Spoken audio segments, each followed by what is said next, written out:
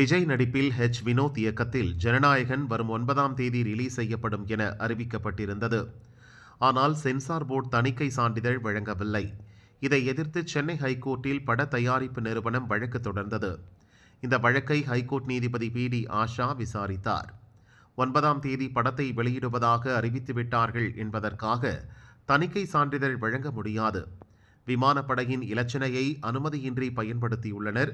எனவே படத்தை புதிய உறுப்பினர்கள் மீண்டும் பார்க்க 4 வாரம் அவகாசம் வேண்டுமென சென்சார் போர்டு சார்பில் ஆஜரான கூடுதல் சொலிசிட்டர் ஜெனரல் சுந்தரேசன் வாதிட்டார். தயாரிப்பு நிறுவனம் சார்பில் ஆஜரான மூத்த வக்கீல் சதீஷ் பராசரன், யுஏ சான்றிதழுக்கு பரிந்துரை செய்த தணிக்கை வாரிய தலைவரே மறு ஆய்வுக்கு படத்தை அனுப்பி வைக்க அதிகாரம் இல்லை என்றார். இன்னும் சில தினங்களில் உலகம் முழுவதும் 5000க்கும் மேற்பட்ட தியேட்டர்களில் படம் வெளியாக உள்ள நிலையில் தணிக்கை சான்றிதழ் வழங்காமல் இழுத்தடிப்பது ஏற்புடையதல்ல எனவும் சதீஷ் பராசரன் வாதிட்டார். இருதரப்பு வாதங்களை கேட்ட நீதிபதி பி.டி. ஆஷா வரும் 9ஆம் தேதி காலை தீர்ப்பு வழங்கப்படும் என அறிவித்தார்.